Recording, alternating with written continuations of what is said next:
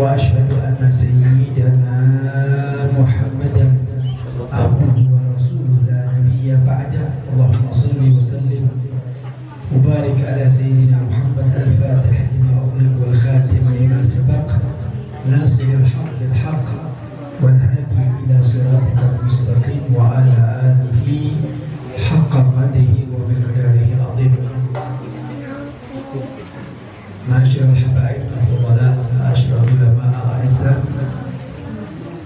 hadirin wal hadirat, ibu bapak sekalian yang dirahmati Allah Subhanahu wa taala. Alhamdulillah, marilah kita bersyukur kepada Allah yang mana pada malam hari ini Allah masih memberikan sehat walafiat, panjang umur sehingga kita bisa sama-sama hadir di majelis yang mulia, majelis yang agung, majelisnya baginda Nabi kita Muhammad. Mudah-mudahan duduknya kita di tempat ini menjadi sebab turunnya keberkahan dari Allah Subhanahu wa taala dan menjadi sebab turunnya rahmat Allah Subhanahu wa taala. Amin ya rabbal alamin. Sebelum saya memberikan wa'idha hasanah, saya minta kepada adik-adik terutama untuk tidak bicara. Siap? Ya. Supaya orang tuanya bisa mendengar semuanya ya. Jadi jangan ada yang bicara. Paham? Baik. Hadirin yang dirahmati Allah Subhanahu wa taala, Nabi kita Muhammad SAW adalah manusia yang paling sukses, manusia yang paling berhasil di dalam aspek kehidupan. Manusia paling berakhlak adalah Nabi. Manusia paling bermoral adalah Nabi. Manusia yang paling sempurna adalah baginda Nabi kita Muhammad sallallahu alaihi wasallam. Beliau dikatakan al-insanul kamil, manusia paling sempurna dalam segalanya, baik dalam zahirnya maupun batinnya. Beliau adalah seorang nabi yang sempurna, sehingga kesempurnaan Nabi itu Allah menjadikan beliau sebagai uswatun hasanah. Laqad kana lakum fi Rasulillahi uswatun hasanah. Ini adalah merupakan satu kabar dari Allah Subhanahu wa taala bahwasanya Nabi kita Muhammad SAW adalah manusia yang sempurna, manusia yang wajib untuk kita ikuti, yang wajib untuk kita taati, karena beliau adalah merupakan uswatul hasanah. Contoh yang terbaik adalah baginda Nabi kita Muhammad sallallahu alaihi wasallam. Siapapun orangnya yang ingin sukses, maka dia harus menjadikan Nabi Muhammad sebagai suri tauladan. Dia seorang ulama ingin sukses, dia harus meniru bagaimana Nabi mengajarkan kepada para ulama. Dia seorang ayah ingin sukses dalam rumah tangganya, maka dia harus meniru apa yang ada pada diri baginda Nabi Muhammad SAW. Dia seorang pemimpin, maka kalau ingin sukses dia harus meniru gaya kepemimpinan Nabi Sallallahu Alaihi Wasallam. Artinya pada diri Nabi adalah kesempurnaan. Oleh karena itu, mari kita belajar untuk taat, patuh dengan apa yang menjadi nasihat Nabi Sallallahu Alaihi Wasallam. Karena nasihat Nabi ini adalah nasihat yang merupakan satu wahyu dari Allah Subhanahu wa taala. Karena Nabi kita Muhammad sallallahu alaihi wasallam ma yantiqu anil hawa in huwa illa wahyun yuha. Nabi itu tidak berbicara kecuali itu adalah wahyu dari Allah Subhanahu wa taala. Jadi pasti benar, enggak mungkin salah. Nasihat Nabi pasti baik, enggak mungkin keliru. Nasihat Nabi pasti benar, enggak mungkin salah. Kenapa? Karena nasihat Nabi adalah wahyu dari Allah Subhanahu wa taala. Nah, di antara nasihat-nasihat Nabi Sallallahu Alaihi Wasallam untuk anak-anak muda terutama, untuk anak-anak muda, atau untuk anak-anak kita yang masih tumbuh remaja, yang ingin mendapatkan kesuksesan dunia dan akhirat, Nabi kita Muhammad SAW mengajarkan kepada kita. Di dalam salah satu hadis, Nabi mengajarkan adibu auladakum. Ajarin kau punya anak, ajarin kepada anak-anak muda. Salah khisal, 3 perkara. Berapa perkara? 3 perkara. Ini ajaran daripada baginda Nabi Muhammad SAW. Jadi kalau kita ingin lihat anak-anak kita kepingin punya anak-anak yang soleh dan soleha, kepingin punya pemuda-pemuda yang soleh dan soleha, maka ikutin apa yang diajarkan oleh baginda Nabi kita Muhammad SAW. Dan pasti benar dan akan terbentuk menjadi anak yang baik. Karena nasihat Nabi tidak mungkin salah dan tidak mungkin keliru. Makanya Nabi memberikan pengajaran kepada umatnya, saking cintanya Nabi kepada umatnya, agar Nabi bisa melihat umatnya menjadi umat yang selamat, umat yang benar-benar dicintai oleh Allah Subhanahu wa Ta'ala. Apa 3 perkara itu? Pertama, Nabi katakan, Nabi, ajarin anak-anak kita cinta dengan baginda Nabi kita Muhammad SAW. Malam ini kita mengadakan perayaan Maulud dalam rangka apa? Mengenal sosok Nabi, supaya kita tahu bagaimana akhlak Nabi, bagaimana perilaku Nabi, bagaimana tutur kata Nabi, bagaimana pakaian Nabi, bagaimana tidur Nabi, bagaimana cara Nabi makan dan lain sebagainya. Itu semuanya wajib untuk kita ketahui. Karena tidak mungkin kita bisa cinta sama Nabi kalau kita nggak kenal Nabi. Nggak mungkin kita akan timbul rasa mahabbah, rasa cinta sama Nabi kalau kita nggak kenal sama Nabi. Makanya kalau datang bulan Maulud, di mana-mana orang baca Maulud Nabi SAW. Ada yang baca Sibtud Duror, ada yang baca Azab, ada yang baca Diba, ada yang baca Syaraful Anam, ada yang baca Barzanji, ya, ada yang baca Diyaul Lami dan sebagainya. Yang mana Maulud itu semuanya bercerita tentang akhlak baginda Nabi kita Muhammad SAW. Nah, inilah cara ulama mengenalkan kepada kita. Jadi ulama memberikan pengenalan kepada kita agar kita kenal dulu siapa sih Nabi kita, bagaimana akhlaknya, bagaimana perilakunya, bagaimana tutur katanya. Itu semua diceritakan ya, di dalam Maulud. Walaupun Maulud itu hanya kecil daripada sekian banyak akhlak baginda Nabi kita Muhammad. Karena tidak ada manusia di muka bumi ini yang bisa mensifati akhlak Nabi, nggak ada yang bisa. Orang kalau mau cerita tentang sejarah Nabi dari A sampai Z, nggak ada yang bisa. Siapapun ulamanya, siapapun hebat ilmunya, dia tidak akan pernah bisa menceritakan bagaimana sejarah baginda Nabi Muhammad Sallallahu Alaihi Wasallam. Kata Habib Ali, wa ala tafannunin wasifina biwasfih yafna zaman wa fihi malam yusafi. Kalau seandainya ulama-ulama berkumpul untuk menulis sejarah Nabi, niscaya mereka tidak akan pernah mampu. Niscaya mereka tidak akan pernah bisa untuk mensifati sejarah Nabi jauh dari sempurna. Artinya sejarah Nabi sangat sempurna. Jadi ulama itu hanya menulis sedikit daripada cerita-cerita sejarah baginda Nabi Muhammad SAW.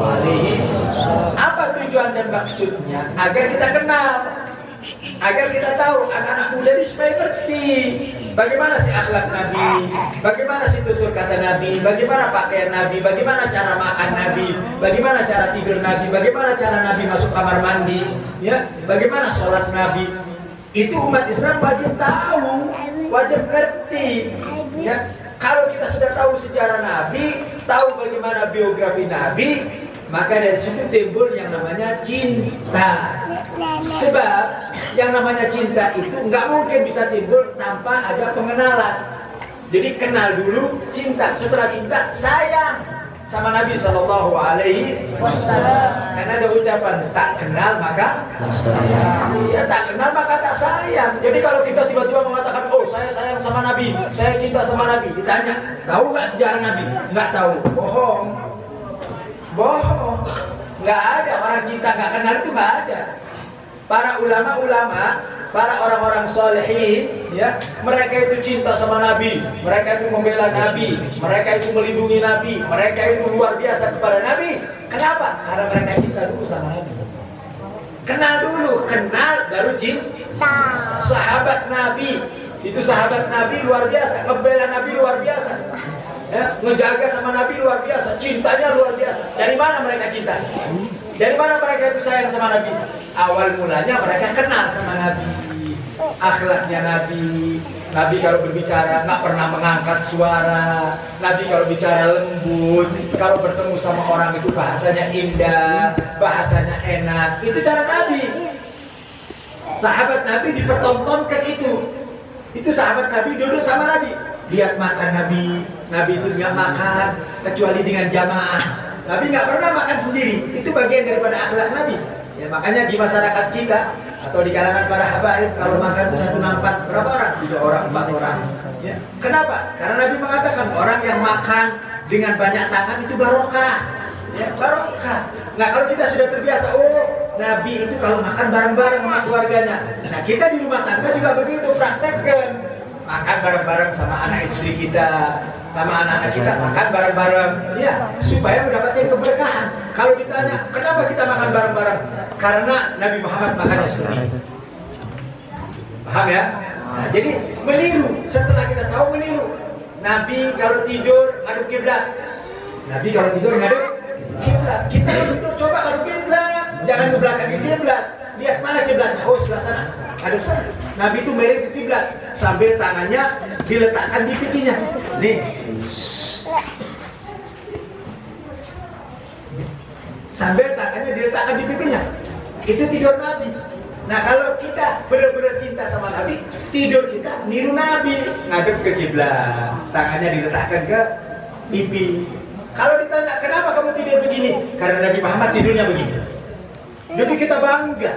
Kita bangga ngikuti Nabi Muhammad itu bangga. Ya. Ini saya tidak berbicara tentang hikmah orang tidur ngadep kiblat. Itu ada hikmahnya banyak sekali. Tapi saya nggak cerita itu. Saya cerita. Kita kenal dulu sejarah Nabi, ya kenal dulu sejarah Nabi, baru kemudian kita praktekkan dalam kehidupan kita.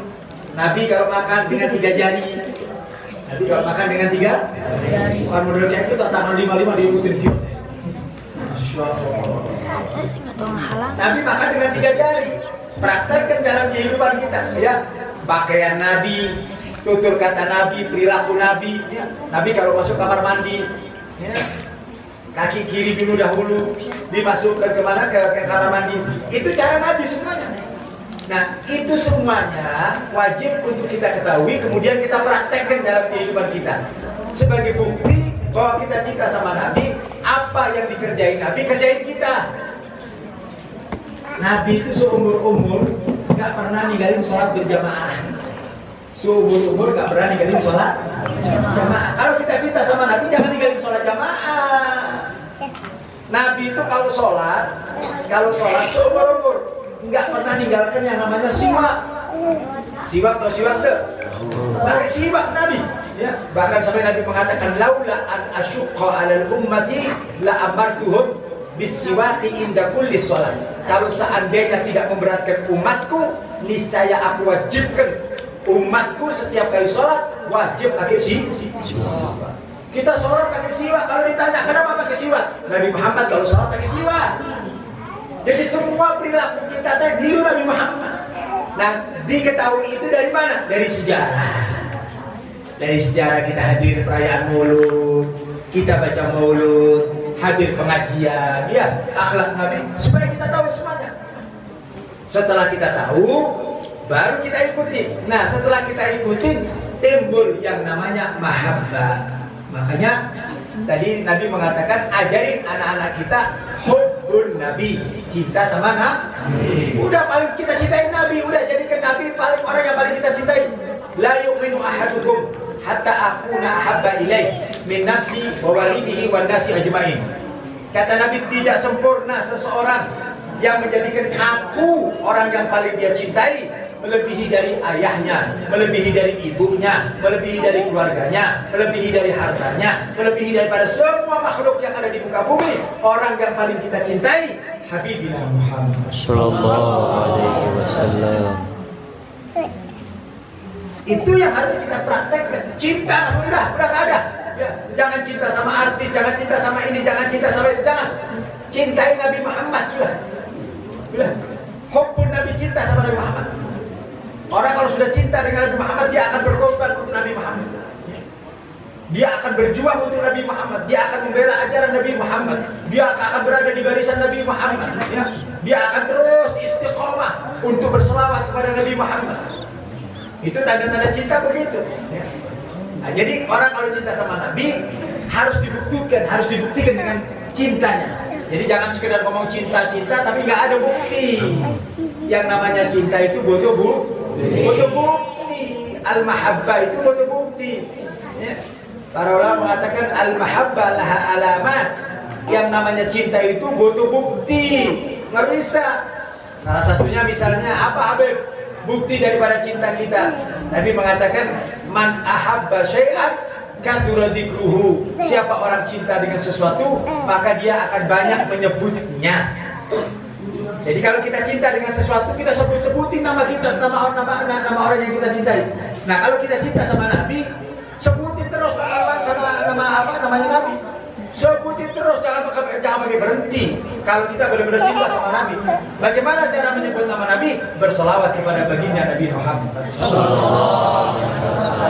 Makanya Nabi di dalam salah satu hadis Nabi mengatakan aktiru sholat dan aliyah. Nabi tidak memerintah, hendaklah kamu berselawat, enggak. Perintah Nabi apa? Perbanyak membaca sholat. Nabi tidak mengatakan sholawatlah kamu kepadaku, enggak. Aktiru, perbanyak kalian berselawat kepadaku. Kalau kalian benar-benar cinta sama Nabi, buktikan. Salah satu bukti untuk mencintai Nabi adalah aktiru sholat dan ala Nabi, memperbanyak membaca sholat. Sholawat, banyak baca terus sholawat dimanapun kita berada. Dalam kondisi apapun, mau di pasar, mau di mobil, mau di kantor, mau di jalan, di mana saja kita berada, mulut kita jangan pernah kering untuk berselawat kepada baginda Nabi kita Muhammad. Kenapa Habib harus selawat? Iya, itu bukti. Orang kalau cinta sama Nabi namanya disebut, di mana saja disebut. Ya, lisan kita nggak pernah kosong, hati kita nggak pernah kosong, dimanapun kita berada, di situ ada Habibina Muhammad. Itu namanya cinta. Orang kalau cinta tuh mau tidur ingat, mau makan ingat, di jalan ingat, di kantor ingat, di pasar ingat, di mana-mana pun mereka akan ingat kepada orang yang dia cintai. Nggak bisa hilang dari pelupuk matanya. Ya, nggak bisa hilang dari pelupuk matanya. Terus mulutnya Allahumma sholli wa sallim wa barik. Selawat terbanyak. Ini sebagai bukti tanda cinta kita kepada Nabi Muhammad. Makanya Nabi mengatakan tadi yang pertama, hubbun Nabi, cinta sama Nabi. Udahlah cinta sama Nabi, udah hidup ini rasanya cinta sama Nabi. Kalau sudah cinta sama Nabi, hidup bahagia. Jangan cinta urusan-urusan yang sementara. Kita kalau cinta sama keluarga, cinta sama suami, cinta sama istri, cinta sama kedudukan, cinta sama pangkat, itu semua akan dibatasi oleh waktu. Cinta sama istri ada batasnya, cinta sama suami ada batasnya, cinta sama pangkat ada batasnya, cinta sama harta ada batasnya. Pada suatu saat yang kita cinta itu bakal kita tinggalin, dan tidak ada yang bisa menolong kita nanti di akhirat kecuali Habibina Muhammad. Orang cinta sama kedudukan, cinta sama kedudukan, luar biasa, berjuang untuk mendapatkan kedudukan. Ya, dia jadi apa? Mau jadi bupati, mau jadi gubernur, mau jadi presiden. Mau berapa tahun sih? 5 tahun, 10 tahun, selesai. Yang dia cintai maka dia lepaskan. Ada orang jadi presiden seumur-umur, ya kan pasti ada satu saat akan dia tinggalkan. Kalau dia tidak meninggalkan kedudukan tersebut, dia akan ditinggalkan. Artinya apa? Kalau ada orang punya kedudukan yang panjang, dia akan meninggalkan kedudukan kalau dia meninggal. Selesai. Ya, orang punya kekayaan, punya duit banyak, punya uang banyak luar biasa. Kira-kira kalau mati dibawa ke? Ditinggal. Apa yang dia cintai ditinggal semuanya itu. Dan itu tidak bisa membantu dia di akhirat, nggak bisa. Kedudukan nggak bisa nolong kita di akhirat. Kekayaan nggak bisa nolong kita di akhirat. Anak istri kita nggak bisa nolong kita di akhirat. Yang bisa nolong kita cuma Habibina Muhammad. Sallallahu alaihi wasallam. Nah, tinggal pertanyaan. pertanyaannya, apa yang sudah kalian persembahkan untuk Nabi Muhammad? Apa persembahannya apa?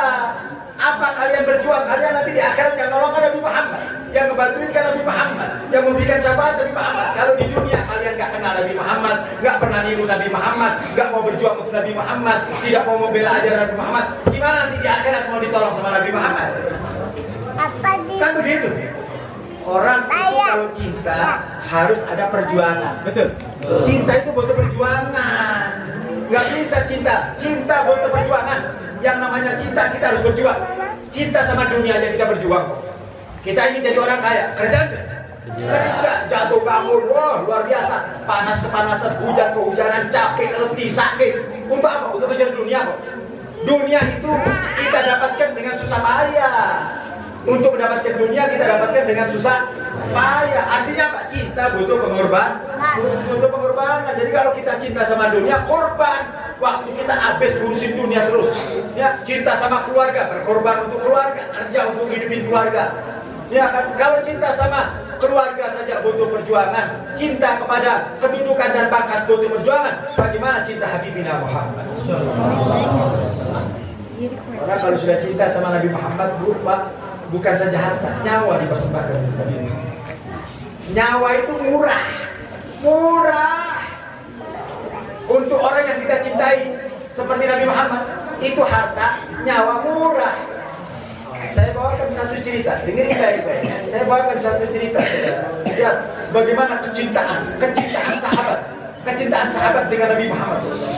Itu para sahabat itu, kalau sehari saja nggak ketemu Nabi, kayak orang gelo. Saking cintanya sama Nabi. Ada salah satu sahabat namanya Thauban. Salah satu sahabat namanya Thauban ini luar biasa cinta sama Nabi. Setiap hari hadir di majelisnya Nabi Muhammad. Tiap hari bertemu dengan Nabi Muhammad. Tiap hari dia menatap dengan Nabi Muhammad. Tiap hari dia salaman dengan Nabi Muhammad. Ketemu terus nikmatnya, ya Allah. Mudah-mudahan Allah pertemukan kita dengan Nabi Muhammad. Amin. Kita di dunia dan di akhirat dengan Nabi Muhammad. Itu sahabat Nabi, Pak. Kalau nggak ketemu sama Nabi kayak orang bingung, kayak orang gila. Itu Thauban tiap hari dia ketemu Nabi. Dia menatap muka Nabi, senang terus tiap hari. Kenapa? Karena dia cinta sama Nabi. Pernah satu waktu ini Thauban begitu selesai pengajian seperti ini, pengajian selesai, orang-orang bubar. Thauban itu duduk di paling ujung dengan muka yang sedih, seakan-akan ada yang dipikirkan gitu. Seakan-akan ada masalah. Begitu bubar dilihat sama Nabi, ini Thauban ada apa ini? Mukanya kayaknya ada masalah nih Thauban ini. Ini mukanya Thauban ini kayaknya ada problem, ada kesulitan. Nabi tahu yang begitu. Langsung dipanggil, "Hei Thauban, kemari kamu Thauban." Dipanggil, datang ke depannya. Kemudian Nabi tanya, "Hei Thauban, mukamu seperti kayak ada sesuatu yang kamu pikirkan. Kamu kayaknya punya masalah. Ada problem apa? Ada masalah apa kamu ini? Kok kelihatan sumpah banget gitu? Muka kamu kelihatan kamu sedih banget. Kenapa? Ada apa? Hei Thauban, ceritakan kepada aku. Barangkali Nabi bisa bantu. Apa? Ceritakan. Ada apa?" Masya Allah. Ini kalau kita dipanggil kiai itu urusannya pasti urusan dunia kali ya. Kalau kiai manggil kita, "Mari kamu kelihatannya muka kamu tak sumpok gitu." Kenapa? "Iya kiai, saya punya utang banyak." Urusan dunia aja urusannya itu. Ya, kalau kita dipanggil kiai itu urusan dunia. Kalau nggak gitu, "Oh iya kiai, rumah tangga saya nggak karu-karuan." Itu aja ceritanya. Anak saya dan sebagainya, pokoknya urusan dunia. Tapi ini Thauban. Berarti kan ini Thauban.